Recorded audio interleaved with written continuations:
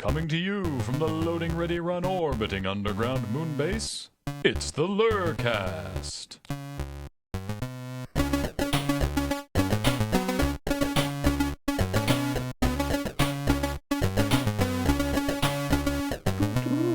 That's actually something to talk about. Is that Tap Can See I have no explanation for this. is always broadcasting live from wherever. Yeah. And whereas Loading Ready Run, or the LRRcast, is always coming to you from the Loading Ready Run. but not live. Yeah. Which I'm pretty sure, the couple times that I've introduced it, I sometimes do that wrong. I have no reason for why I did that. I think it's because it was funnier to me that for Tap that we were broadcasting live from a completely fictional place. Not that the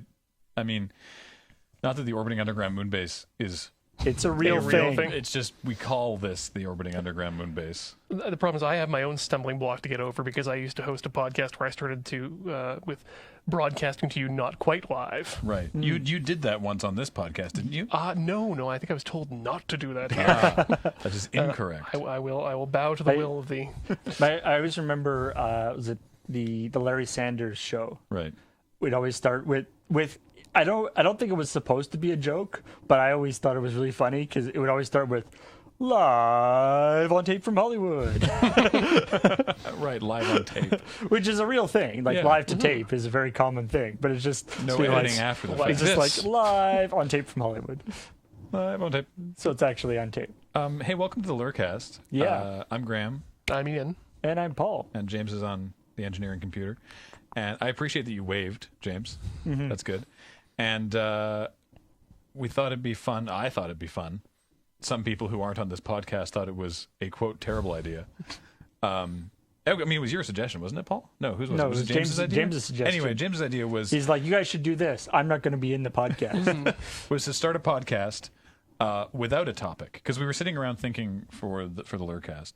Because, so it used to be, way back in the day, and when it was just Paul and I, we would talk about that week's sketch. And then it would be Paul and I with a guest, and then it just became whoever the crew was around, and then it became everybody, because it was just like six people crowded around. At some points, my laptop. Yeah, it was just as many people as we could literally fit around the laptop. Yeah, because we recorded with the inbuilt iSight microphone, because it was good at the time. It was surprisingly good. Well, the problem was the microphone was we kept trying different microphones and they weren't better. Yeah, and so we would just go back to using it. Far away. But the big problem was that the fan on the computer would start up, and so it you get the fan noise, slight, partway through. Then LRRcast sort of transitioned into just Askler, just Q&A, because we had this thread on the forums that just kept building, and it was this insurmountable, this ever-increasing mound of questions that we could never hope to summit. We would do talk about the video and then go into Q&A. Yeah, and then, but we would only do 30 to 45 minutes, maybe an hour if we got really going, of the questions. And the thing is, people were generating questions faster than we could ever hope to. Right. To achieve it. And so we were going backwards in the thread. Yeah, and so then we sorry, I hit my microphone there. We made it so that the LRRcast was just Q&A, because once we started doing regular loading times, so much of what we were talking about, what we would have talked about in the podcast, there was a video thing for. And so we were just like, well, for this week we shot this video, but you can watch it in the loading time. So it'd be like, what we did for this, and you can see this in the loading time, so we're kind of repeating ourselves. Yeah. But then we were like, let's try and do something more interesting with the LRRcast. Let's try and make it less Q&A. We still do that. We've done a couple mailbag episodes already, but let's try and do topics. Let's have us actually have some discussion, because the Q&A is cool starting points, but it's also fun to just sort of talk about something. Well, that was this year. Yeah, that was so, because the idea was that now that the Loading Ready Run videos have stopped, even though we didn't actually talk about the Loading Ready Run videos that much in the podcast anymore. Yeah, that was still sort of like the We pretended that was what it was about. So many of our weekly questions were about him, too. Yeah, and we sort of pretended that's what it was about. But once we stopped the videos, we couldn't even pretend that. So we're like, do we keep doing the LRRcast? Yeah. Like, is it dumb? And so we were like, let's just make it about us. Mm-hmm. And we've had, but the problem is, of course, then that we're like, well, what's our topic going to be? Like, what are we actually going to talk about? I think we've had some really, really great episodes. Yes. And we've done like a couple of the trivia podcast, and that's sort of a different thing. But we've done like, talking about anime or talking about Alex saying weird things, or last week's was myself and Paul going through everything that's on the shelves behind us, which we've now added to. I can't remember. There was something new that got put up here. Ooh. And the ones that are and the jobs, like past jobs or past injuries.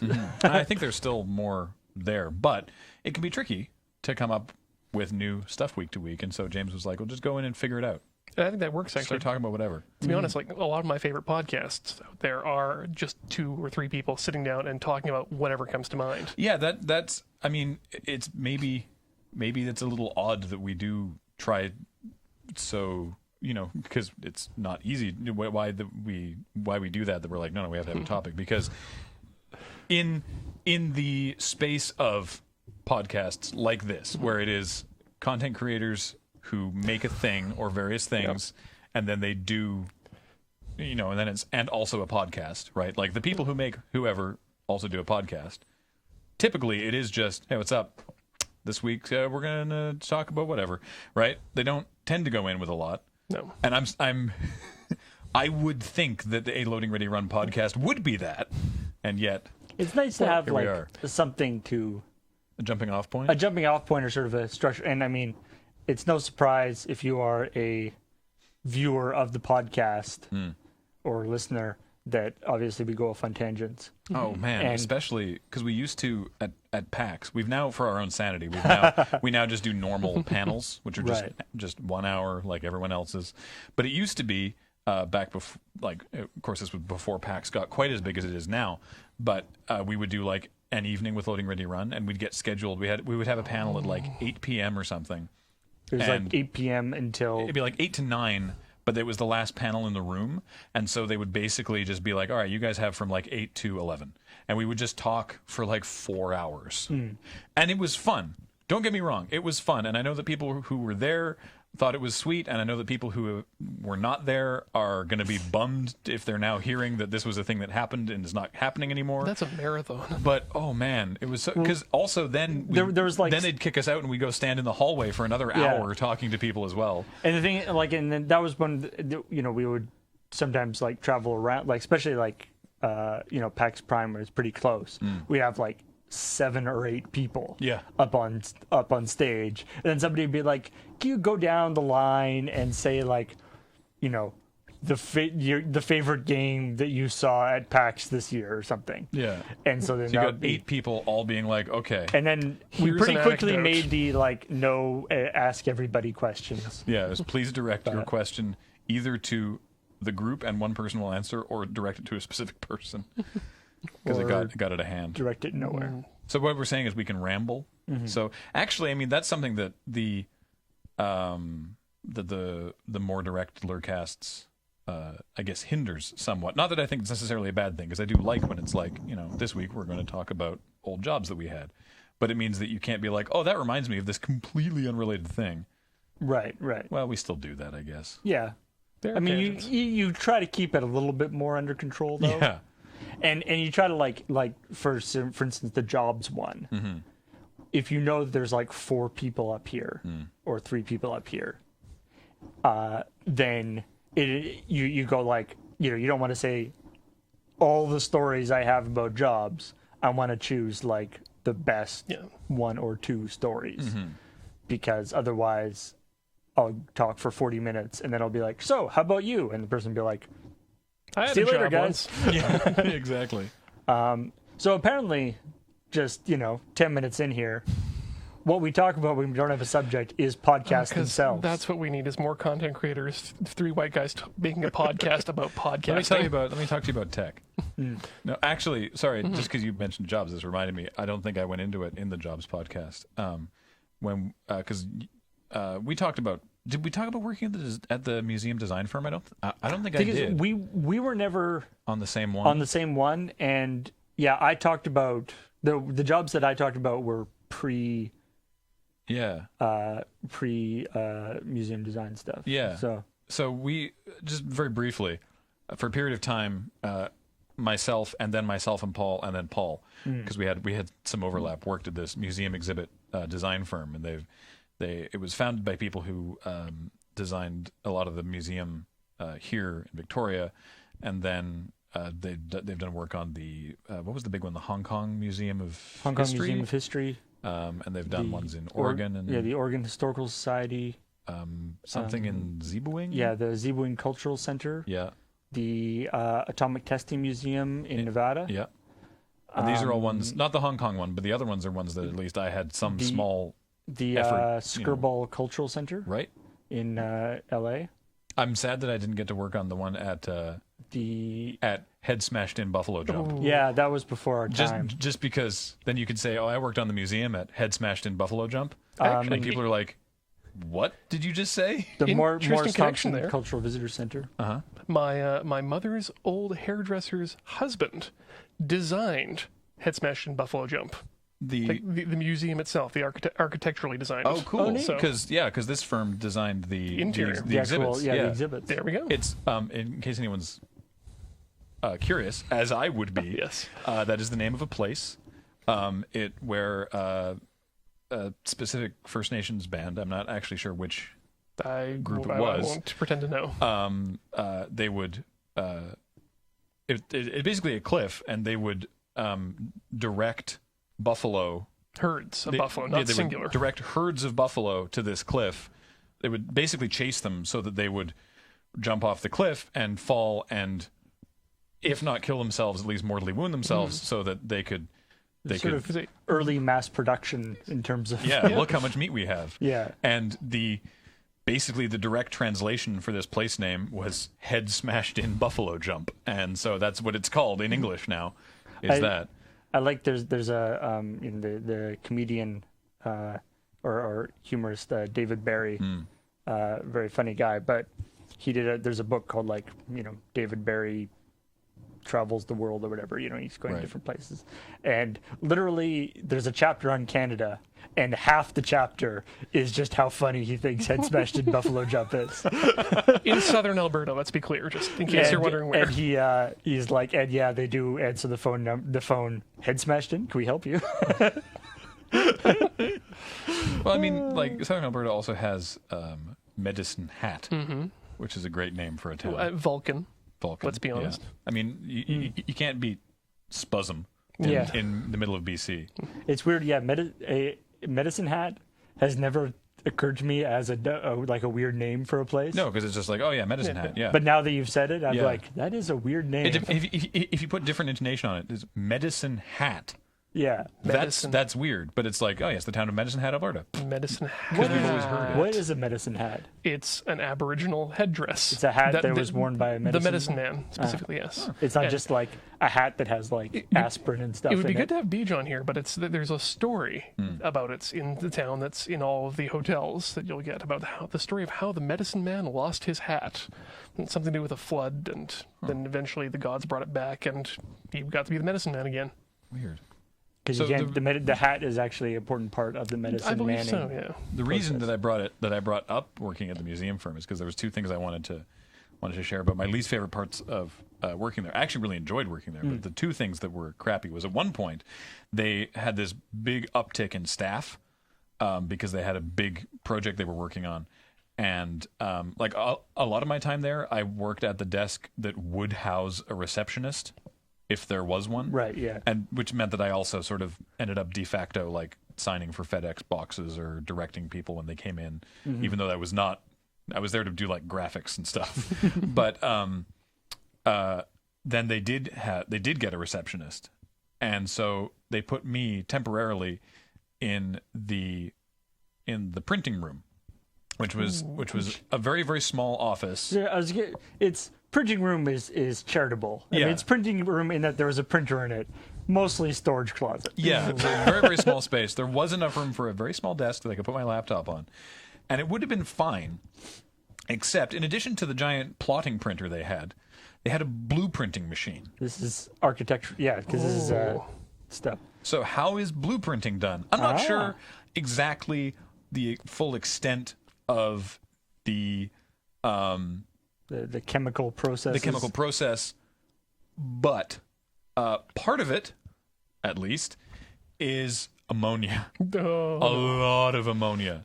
And this was not a particularly well ventilated room. It's actually like a photographic process. Mm-hmm. So it needs developing then. So you take 2 pieces of paper and you put it through, and it shines a UV light on it, and then it uses the ammonia to set. Or ammonia. I don't know if it's straight ammonia or ammonia solution, but it uses it because you do it, and the UV light goes on it, and you can see it very faintly in kind of like a really light yellow. So the blueprinting is basically just it's a photographic paper. Yeah, and then because you have to keep the blueprint paper like in a opaque drawer so that light doesn't touch it, and then then it gets developed with this sort of ammonia solution.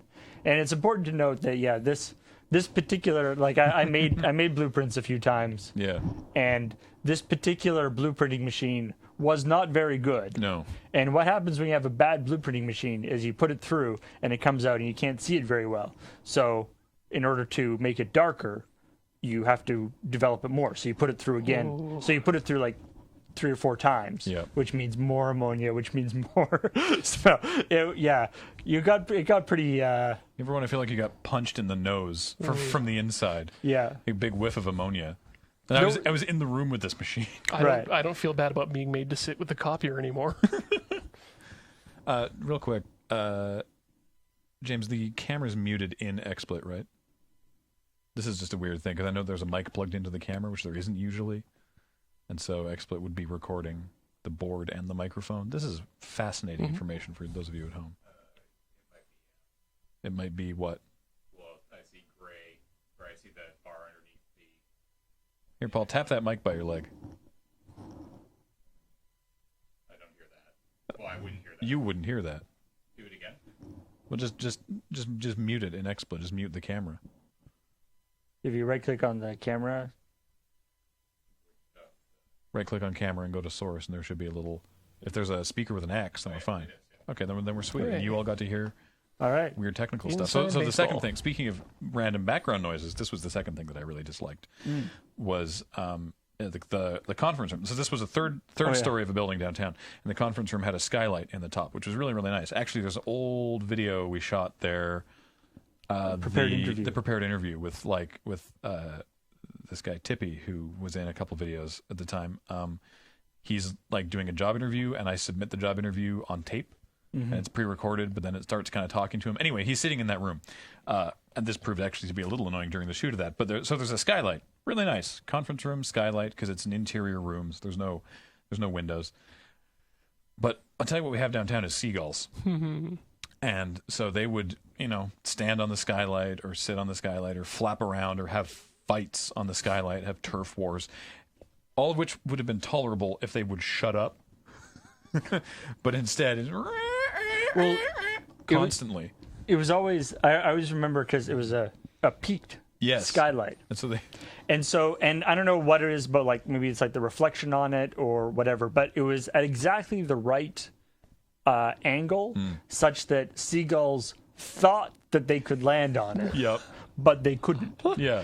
And so you'd be like having a really important meeting with a client, and you just hear like thump. And then fly off because the seagull would land at the top, realize it couldn't think, like flap a bit, slide down the roof, and then try to take off again.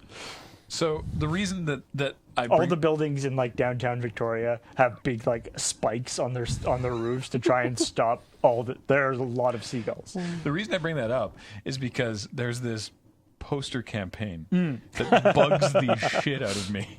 So it's the Downtown Victoria Business Association, and the whole thing is like talking about how awesome downtown Victoria is. Legitimately, it's really nice down there, but they're like encouraging businesses to be there and stuff.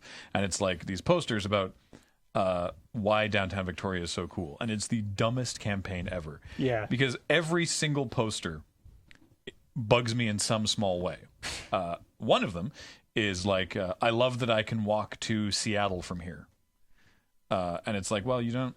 Technically, you don't walk to Seattle. You walk onto the Clipper, which is a passenger-only ferry, and then that takes you to Seattle, and you walk off. So, okay, I get that. What bugs me more about that one is that it has like a smiley emote on this poster. That bugs me. All these posters, they're just plain color with white text. And on the implication is that they solicited why people like downtown Victoria, and these are the answers. Rather than being focus grouped. Clearly, that's not the case. No, these are clearly made up by whoever did the campaign. Right. One of them is, I love that there's chalk artwork of like famous masterpieces or something downtown. So there's one guy. There's one guy who does that, and they tried to stop him. Yeah. There's one guy who does that in one place downtown, and for a while he couldn't get a busking license, so that he couldn't do it. Yeah. Until finally they like gave him special dispensation.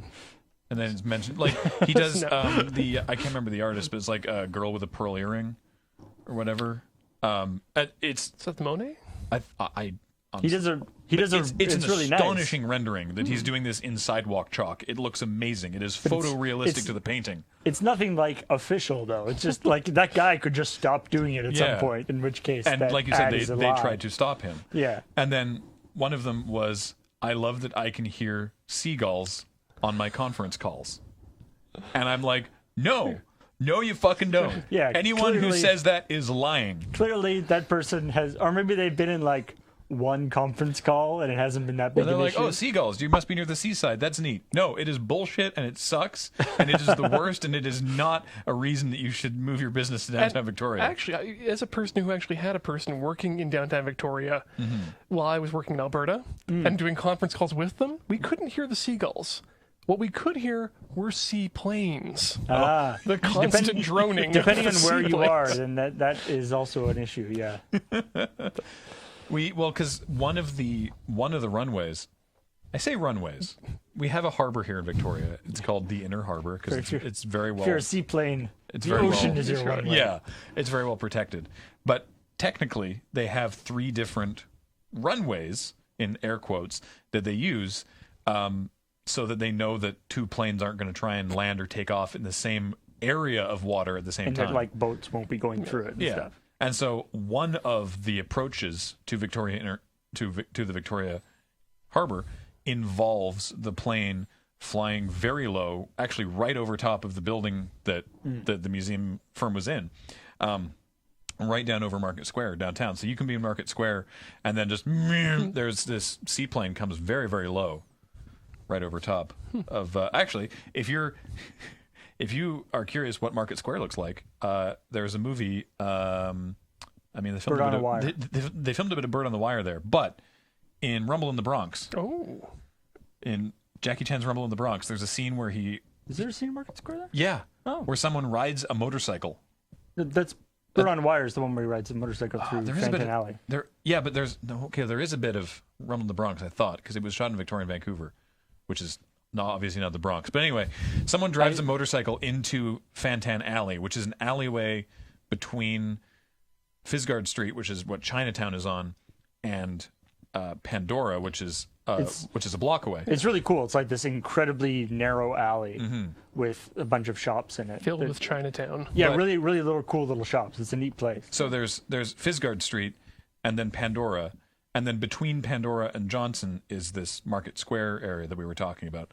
So in Bird on the Wire, they ride the motorcycle through Fantan Alley twice because it's not long enough. Going different directions. Yeah, and then come out in Market Square. The second floor market, so they're like. Yeah, so there's like it's like if you eliminate Pandora and just move Market Square over as if it's butting up against Fantan Alley. And Fantan Alley was twice as long. They took Fantan. They put laundry lines and stuff down Fantan Alley, so it looks like it's the Chinese immigrant place that everyone the standard detouristified it and actually tried to make it legitimate. Yeah, and Chinese. It's it is right by Chinatown, but it is it's a very. It's cool little shops and stuff, but it's certainly not like that. Definitely commercial and not for hanging your laundry in. If you want to actually see a very good cross section of Market Square, the Leet Oh, actually, video yeah. Our is video literally lead, like we're a just 360-degree walk around We're just Market walking Square. around Market Square, yeah. Which is now like super empty because they charge too much for rent or something. I don't know. Actually, I was thinking, I don't know, apparently this is Market Square stories now. Oh. I was thinking, talking about we were working for this company, and the management company that runs Market Square and they're renting stuff from, not very good. For instance, we lost our we lost our thermostat privileges. What? Like they put like a lockbox on our thermostat because we kept turning it down too low, which apparently like iced up the thermostat. The like thing. We're like, it wasn't that cold. Like we weren't turning it down that low, but apparently it was too bad. But my favorite part was because this is on the third floor, so like I said, there's like Graham said, there's the skylight, so it's the top floor of the thing, and we started having a problem with a leak, So, we've got thousands and thousands of dollars worth of computer equipment, plus, giant architectural renderings, paper stuff. So And blueprints. And Well, some of the renderings were on vellum. But it's just, stuff that you really, really don't want to have Nothing should get wet. dripping on things, right? Well, the vellum, briefly, vellum we is okay. took some vellum, which is actually, it's animal matter. We actually took some that were being thrown out and used them in the Bioshocked sketch years ago. And Paul like lays them out on the ocean. He just lays out this piece of paper on the water and is trying to keep track of it and like poking around and picks it up and they're soaking wet. We still have them. They're totally fine. Every time you see us use plans in videos, which we actually do relatively often. Yeah. Like two people like looking I love at the plans one in the ice cream mining video where we're just standing there in hard hats, like pointing. You point at the plans and then you point somewhere off camera, and then you agree with each other. Yeah, oh, over there, yes. It always works. Anyway, so there was this. There started to be a leak like above one guy's desk, and we were like, "That's real bad." And this was in winter in Victoria, which is very rainy. And so we told the management company, and they're like, okay, no problem, we'll do the thing. And so we come back after the weekend, and above the guy's desk, so like nailed to the ceiling above the guy's desk, is, I guess they like put a piece of scrap wood, like the idea, like they attached a piece of scrap wood to the ceiling to try and seal it up. Okay. The problem is that doesn't work. The scrap wood that they used, particle board? No, was an ad. Like it was from something else. And so there was a giant. It was a picture of a fighting leprechaun. What? And it said, "Top of the morning to you." And this like leprechaun with like a big cigar. like the Notre Dame's mascot? Yeah. We're like, what the hell? Look up in the morning and there's a fighting leprechaun. It's like, top of the morning to you. Who's presumably crying because the leak is still happening? It was like, what the... Sure. I mean, it stopped the leak for, I guess, a little bit because it took a while for the water to like build up again. But stay back. There's black mold behind me. Yeah, the management company was not great. Let's be honest. Oh man. Hey, speaking of filming stuff in Victoria, just down the road from here, actually, they were filming The Descendants. That's one of the things they were filming. I never knew what the actual name in the school, in St. Andrew's School, they were filming part of The Descendants, which is the Disney TV series that's children of famous Disney villains and heroes, mostly cool. villains, I think. They're like in school. Yeah, they all go to high school together. Yeah, they all go to high school together. Did you see there was a clip being passed around as like the whitest thing in the universe, and it's like the sort of like cool hip hop take on Be Our Guest. No. Oh, it's really bad. Is it like, and is it shot like right here? No, that one's not. It's at a garden somewhere. Is it the thing where they do like the interiors here, but the exteriors are somewhere else or something like that? I think they were shooting all around town, but from the trailers you could see there's one of the interiors of the classroom was definitely that building because the windows on the front of the building line up, and they were there for weeks and weeks. They had the circus. The circus is the term in movies for where all the trucks go, because it's like a circus. Because all these white trucks with like wardrobe and the circus is the German movies for where all the acrobats and trapeze artists stay. Exactly. It's very technical. But yeah, it's Be Our Guest from Beauty and the Beast, right? Right. But But rapified. cool. It's got to be hip with the kids. Yeah. It's the if you take Be Our Guest and have it sit on a chair the wrong way around Exactly. with the bag. yeah. That's the coolness equivalent is what we're going for here. What I want to know is if the Bieber-esque human who was performing this is meant to be Human. I want to know if he's meant to be the son of the candelabra or if he's just a guy. Well, then, Or the son of the beast? see, now there's the question because it can't be Chip. Maybe it's Chip's son. To the son of a teacup? Yes, because there's Well, clearly because they turn back into multi-generationality. humans, right? Oh, they do. They do, At don't the they? Yeah, they turn back into humans you're once right. the thing is broken. I totally forgot about But that. the Beast turns back into the Beast, though. Doesn't he? No. No, the beast turns No, into he a turns dude. human. Yeah. But wasn't there a sequel? Oh, probably. And yeah, the sequels completely remove canon. Well, they remain canon, Right. but they always bring them back to And, where they were popular in the series, which would be really? Beast would have to be Beastie. I guess. Because I know. Yeah, Ignore the sequels. At the end of the movie, the direct Yeah, Beast, it's the end of the Beast movie. and all the people turn Yes, human. What's the candelabra's name? Lumiere. Lumiere, of course. Light. Right. Yes. That makes sense. Because he's French. Yes. Anyway, I was like, is this meant to be Lumiere's kid? This is weird. Especially, I forgot he turned back human. That actually makes it less weird. Wait, no, because that would mean the kid would have to be like the son of a candelabra and a feather duster. Because I think he had a thing for the feather duster. Well, right. Who was the maid? Yes. Right. I think that might have been just him being French. Little Pepe Le Pew action. With anything and everything that dusts. Yes. Okay. Anyway, it's not television for me. So Let's put it that way. I was just thinking of the like beast turning into to human. It's my favorite bit from the I would do anything for love. I would like the Meatloaf music video, Yeah. right? Where it's like Meatloaf is like all it's because they're doing the Beauty and the Beast, right? So he's like oh, I'm so ugly I can't look at you, and then she's like no, and then she kisses him, and he turns into Meatloaf. Which you realize that he wasn't wearing that much makeup when he was the Beast. It was mostly just big fingernails. And you sort of see her going like, maybe if I kiss him again, does it keep getting better? You cured me. Really? Have I? Wait, is this how evolution works? Meatloaf burn. I love that Hey, that's people have a problem with that. That's amazing. That Meatloaf, amazing rock star. And when you're an amazing rock star like that, it's amazing what you can get away with. Talent goes for a lot.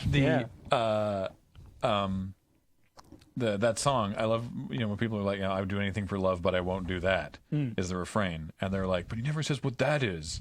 And it's like, yes, he does. It's the entire previous verse. Yeah, it actually he spends the whole verse describing stuff and then says he would do anything for love, but he won't do that. Yeah, it actually totally makes sense. It's very clearly, it's exhaustively laid out in the song. I think what it is apparently, I think if I recall from like a pop-up video or something, like I think he's actually like messed with people with it and been like sort of demure about like not saying what that is. Right. Like deliberately not saying. Meatloaf. And so people are like, ooh, it's such a mystery. Is it? Meatloaf is butt stuff, right? Yeah, it's butt stuff. It's like, no, it's not. The song's about paradise by the dashboard light, right?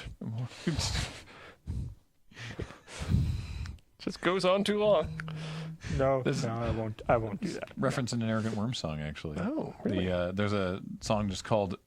I think the song is just called "Our Love," and the whole thing is just like different funny metaphors for things that our love is like. Right. And that one is, "Our love is like a Meatloaf song."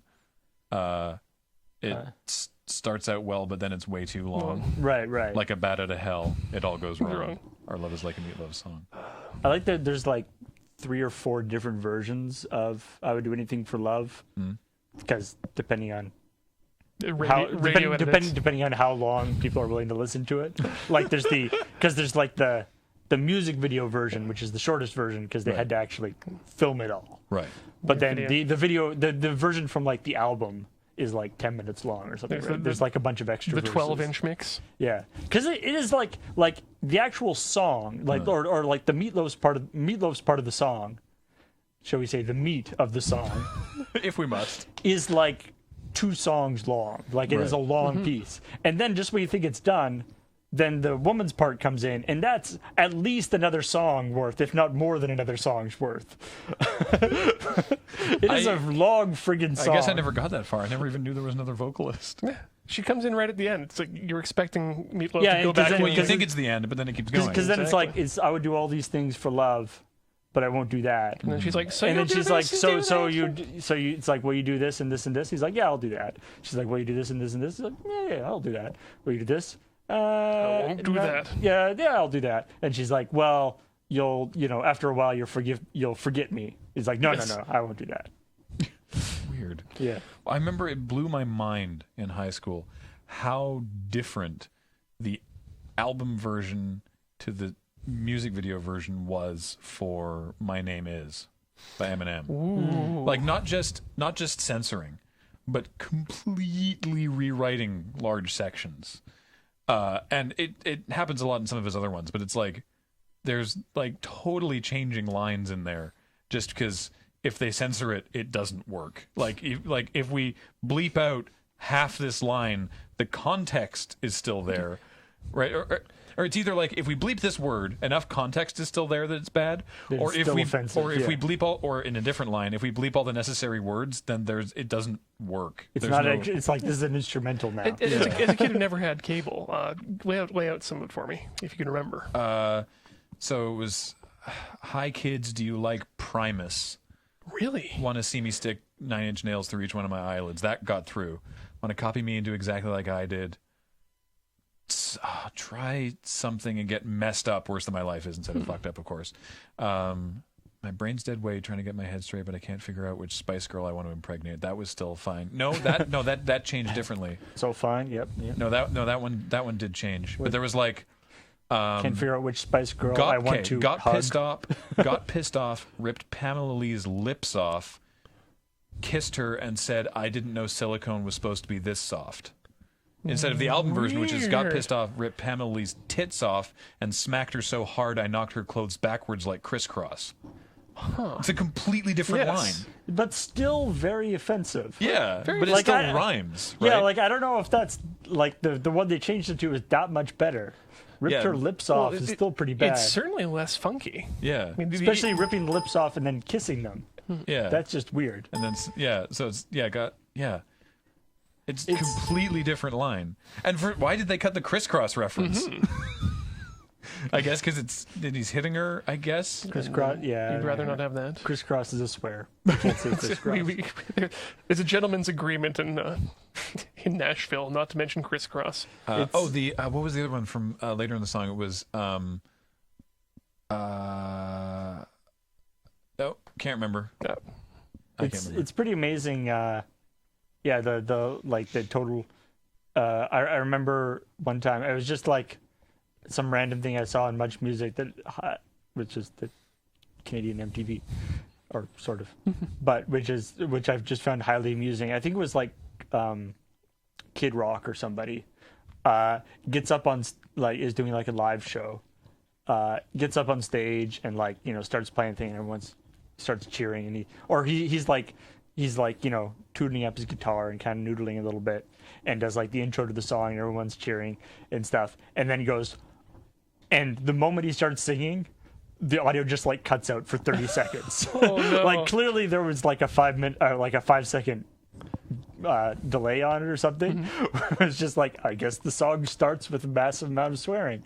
I have no idea what that song is, but it's just like, why did you sing that song in a situation where it would never have gotten through? Which reminds me, on that note, if you ever get a chance to see friend of the show Molly Lewis perform again, and you get to take requests, she was doing it as a sound check, but have her play Chop Suey.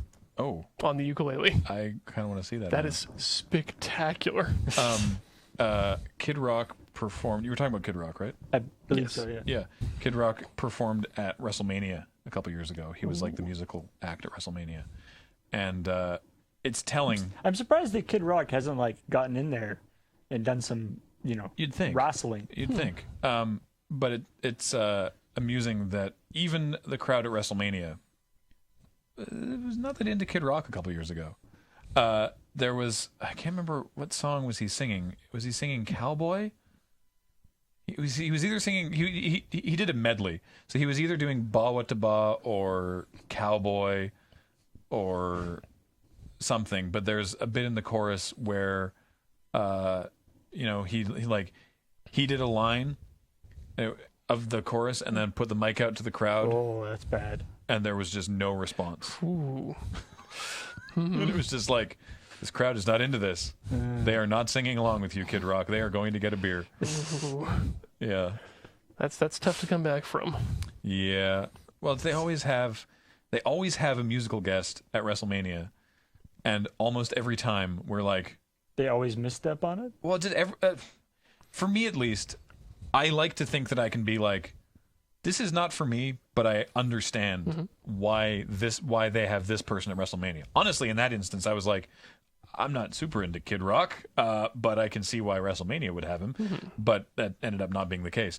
But I mean, like, apart from Motorhead, who of course did Triple H's ring entrance music. That's what I was thinking. It's like, it seems like that would be your first line of people to call is everybody who does somebody's intro music. Yeah, but they do who's going to be at WrestleMania. It's almost all in house now, so they don't have to pay for licensing, right? Oh, really? Yeah, it's all just like generic rock tracks. It's kind of smart, but the only one that they like in the last several years, the only change to that was CM Punk got them to license Cult of Personality for him, which was sweet.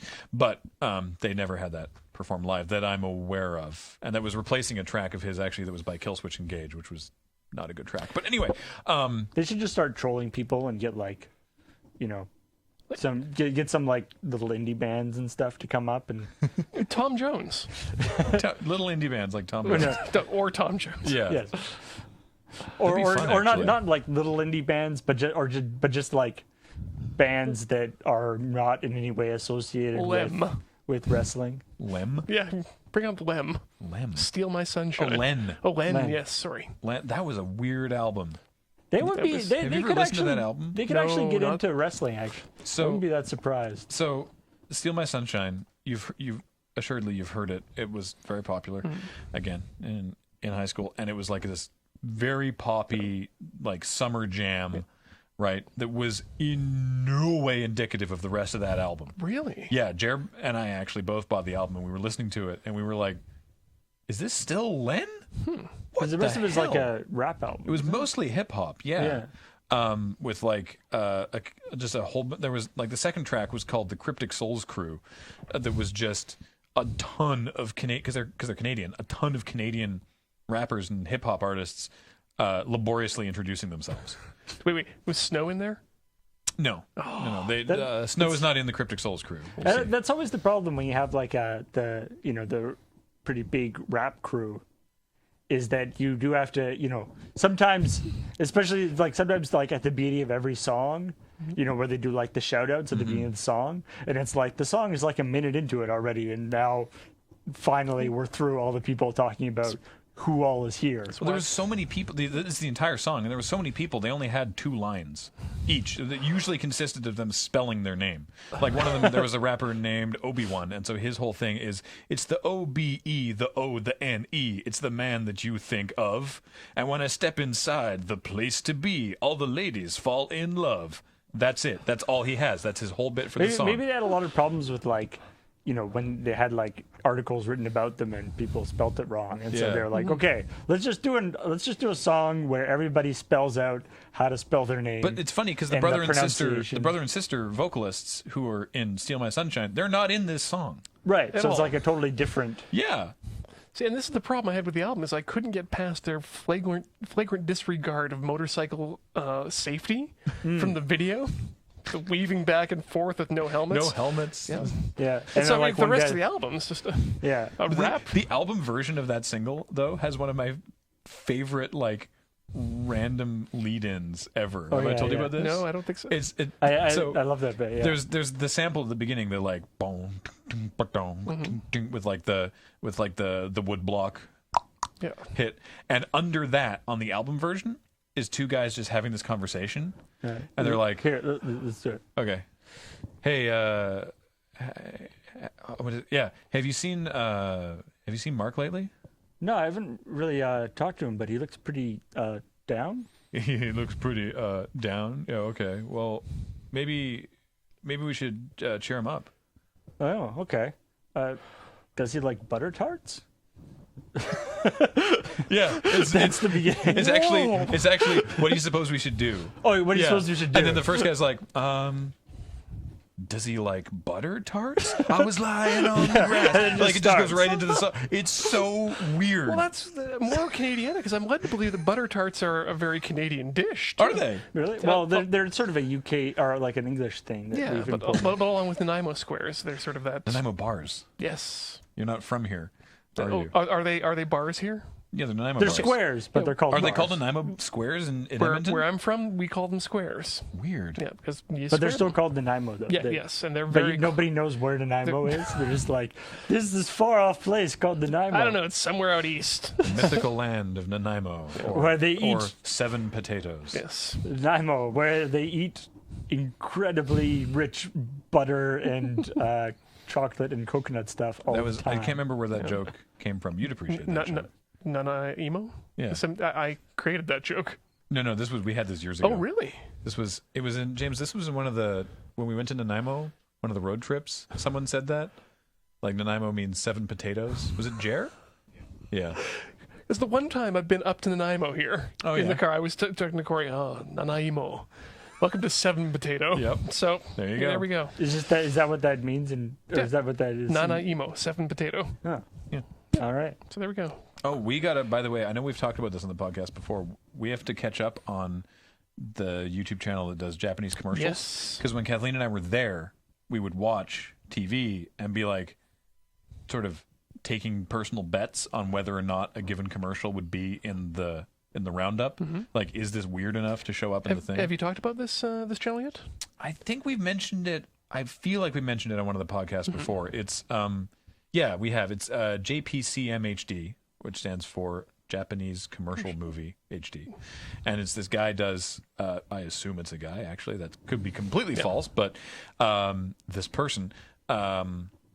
They do compilations of the weeks. Yeah, does compilation every 2 weeks. They do a compilation of the most interesting, the most weird or visually interesting, or just the most aggressively Japanese commercials from TV in Japan for the previous 2 weeks. The stuff that's on TV now. It's a pretty good cross sample. There's a new episode of Dynamite Boat Race. Do they? Yes, a new episode of a commercial campaign. Do they tell you what it's a commercial for? Well, before you watch that's it? actually part of the fun too. So you can watch it with subtitles. We choose not to because it might give it away. Yeah, but it's a fun little game to be watching this and see like what is this commercial for, and then sometimes you'll find out by the end. Yeah, I know that is a typical thing for Japanese commercials, that it can be often unclear what was being advertised. But a lot of these commercials have, when you say episode, a lot of them have recurring characters and recurring bits that show up. Like so, SoftBank has the white Shiba Inu as their mascot. What's his name again? Otosan, because he's the father of the family with their black son and their Japanese wife. Yes, so this is a Shiba Inu dog, a white Shiba Inu dog. His wife is a Japanese woman, and their son is a black guy. So that's SoftBank. It's a cell phone and data provider. Yeah. There's also Boss Coffee, which is, as many people know, Tommy Lee Jones playing an alien called Alien Lee Jones, who has come to Earth to learn about our ways by taking various part-time jobs and drinking a lot of canned coffee. But what if one of his part-time jobs happens to be at a SoftBank? And you get crossovers. And so that happened. Then you have Tommy Lee Jones in an ad with Otosan. Working with the white dog. Shiba Inu. But then a couple months later, they'll be out for no reason having a walk and talking to each other. Yeah, because they're friends now. Yeah. Are those companies owned by the same parent company? Or Not something? at all. No. Wow. So there's like a there's a deep mythology that gets built up. Well, also they're in process of retiring that mascot. Yes. Right. Like Because the the thing is, dog itself- Otosan is part of SoftBank's branding. Yeah. Right. But He's on everything. They're Tote bags. And... Got to be careful. White Shiba Inus aren't that easy to get. Yeah. But that's the thing. They're phasing out the dog because the dog itself is getting too old to be acting. Yeah. Right. And so, but the thing is, because he is such a beloved mascot. Same with Tommy. There's a whole They're phasing him. There's a whole arc that like they have to give this mascot the like appropriate character. They have to give this character the appropriate narrative closure. Right. Even though, one time there'll be something sort of weirdly emotional with the character, and the next week he's like, also fast Wi-Fi. Yeah. We've been recently treated to his backstory. Yeah, he used to be human. Yeah. In high school, he was human when he met his wife, and then he started transitioning to dog. Straight upgrade. Yep. Yeah. I would totally, if I had the option, I would definitely be a Shiba Inu. Like, in terms, especially like as opposed to a Tommy Lee Jones. I wouldn't turn into any dog. I'm just saying, like, but I feel like turning into a Shiba Inu has got to be pretty high up in the hierarchy of dogs. But I mean, that's sort of like the Segata Sanshiro. Love Segata. I mean, he had a whole arc, and he sacrificed himself so the Dreamcast may live. Yeah, he sacrificed himself because there was a missile that was about to be shot at Sega Dreamcast headquarters. At Sega Dreamcast headquarters, and he grabbed the missile and flew off into outer space. Judoed that missile out. I had a tear in my eye. I was bummed out. Yeah. Sega, I believe they should bring, if not bring him back, then bring an equivalent. We were talking so long the camera died, but we're back now. Segata Sanshiro. His name was also a brilliant pun, because in the commercials would repeat his name over and over again and then change it, because they would say Segata Sanshiro, which is his name, and then Sega Saturn Shiro, which is Sega Saturn Play. So Segata Sanshiro and Sega Saturn Shiro. It's like very close. There's a lot of Japanese comedy is impenetrable for us because it's all puns. Because it's all puns. It is all what North Americans would consider lowbrow in terms of its complexity, but it kills over there. And I cannot. We're watching these variety shows, of which there are an infinite number. That's all that's on TV in Japan. If they're not about comedy, they're about food. And we're watching them, and we're like, I don't get why this is funny. Can you answer me a question? You know more about Japanese culture than I do. I would love to know this, because we'll have to wrap up soon. But I'm fascinated by this. In Japan, you've got your news shows, and they look like news shows, and you've got the variety shows. They look like variety shows. The commercials can be shot amazingly and cinematically and like astonishingly well. And then you've got the drama shows, right? And we saw a detective show, right? Like, it looked like a police procedural. The cinematography and everything, very, very much like CSI. But the digital film stock they were using made it look like a soap opera. Yes. Why do their narrative television shows look like garbage when their commercials look amazing? And I can't really give an answer for that. It probably has to do with the studios themselves. Because it's shot... It's visually like an episode of CSI, but it looks like a soap opera. It looks cheap. Like the quality of the directors and the cinematographers themselves is high.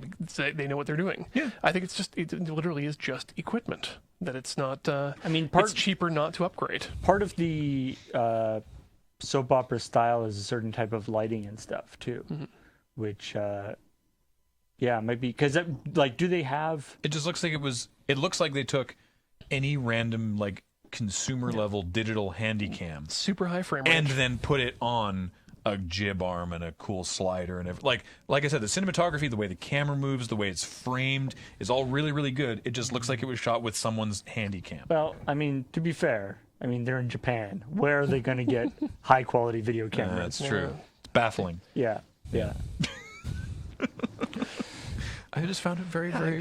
I wish I could have a better answer for you. Very odd. It might even be. If you know, I would love to know, because their commercials look like movies. Please leave an explanation in the comments. Maybe that's the thing, right? If they shoot it like that, then people will be like, "Oh, this is a commercial. This is lame." It might be just so it's really clear that it's television and not a commercial. Maybe it could be. It's one of those things. It's like the the high frame rate Hobbit thing, or all these. There's certain there is an aspect of certain things are certain visual things are sort of culturally figured out that it's like things look like for instance soap operas, like you can tell a soap, like you watch like 5 seconds and you know that it's a soap opera just by the way it's shot, the way the lighting is, that kind of stuff. Multi-camera. And so I can imagine that in a different culture they may have different things that they go by. It can't even be the sets either, because I was thinking maybe it's... I'm talking location shoots too. Yeah. It probably is. It's weird too because you look at fake. Well, it's weird because you look at a primetime sitcom that's a multi-camera shoot. The difference. Okay, real quick. A show like, because I mentioned it a couple times, like CSI, those are called single camera shoots because they have one camera and they'll be like, all right, we'll set up with the lighting and everything for this scene, and we'll do it like this. Then we'll redo more the like set. like a film. Yeah. Multi-camera shoots is like sitcoms because they have basically one wall of the house isn't there. They have a bunch of different cameras. They have a wide shot, a close on this actor and a close on this actor, and they record the scene in one go. And they edit it live usually. And they have like 2 sets. Yeah. Right. It's like, Friends, where they have the coffee shop and the apartment. Yeah. And so, but you look at a primetime sitcom like Friends, and it's a multi-camera shoot, but the video quality looks fine. Whereas a soap opera is still a multi-camera shoot, but the video quality looks very digital now, right? It looks really cheap. And that's what this Japanese detective show looked like. Yeah. I do think there's also like a lighting thing with sitcoms. Sitcoms or soap operas tend to be lit differently. Yes. Yeah. And sort of often very moody. Yeah, they often have kind of it's almost like a slight, it's sort of Vaseline on the lens kind of quality. I don't know. Obviously, that's not how they actually do it, but yeah, you stop putting Vaseline on my camera, Dave. Stop it. We have filters. But your police procedurals, your historical dramas, your comedies, all of them have that same look to it. And I wonder if it might just be that it's become institutional, that they might have tried to use a higher quality or better picture, and it just didn't test well. Yeah, people are like, it looks weird. It looks like a commercial. One thing I'm reading here is they just don't spend as much money as we do on those kind of shows. I can see that. It just comes down to cost. Just TV is not as big of a deal. TV, I mean, specifically the dramas is what I'm seeing here. Which is also done cheaply. When so much of Japanese television is the wall-to-wall variety shows, which are so much cheaper to produce. Like, we didn't have, like, satellite cable at most of the places we were staying, so we only had, like, 10 channels or something.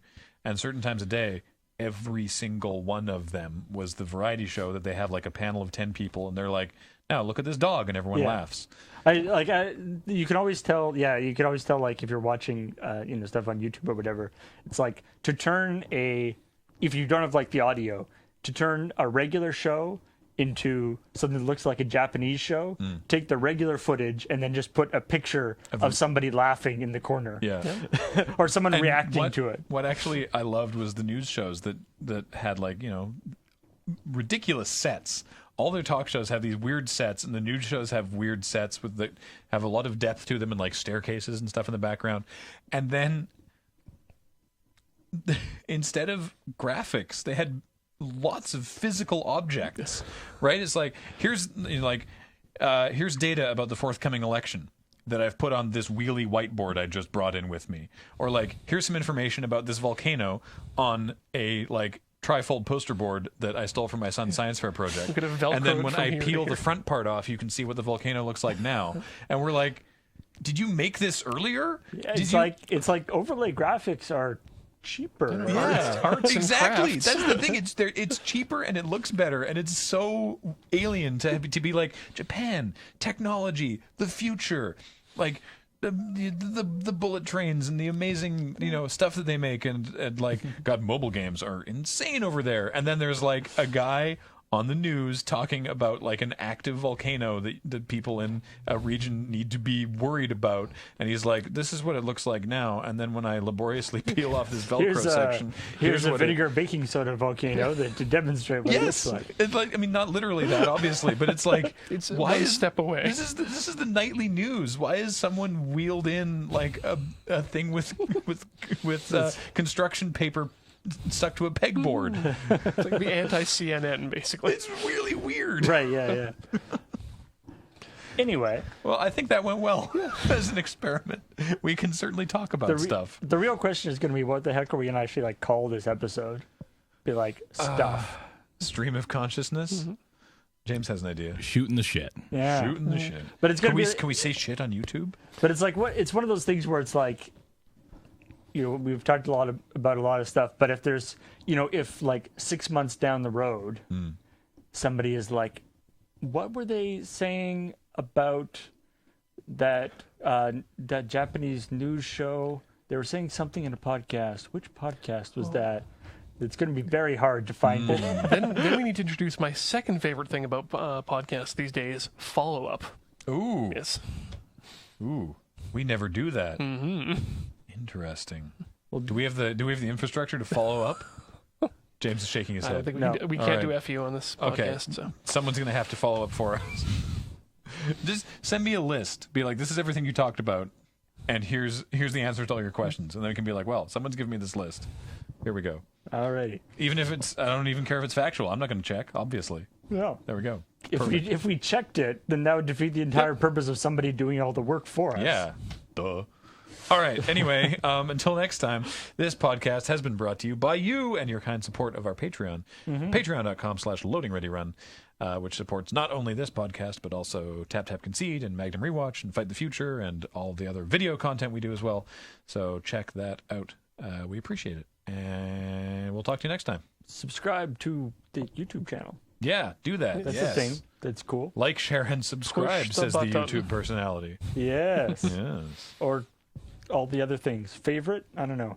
What do you do to YouTube videos? You like, share, and subscribe. yes. Okay. Stumble it if you feel like it, or Do all those things. Transport them among all your social media.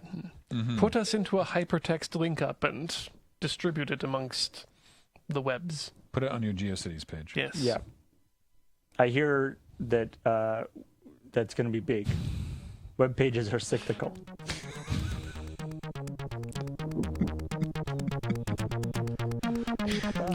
Bye.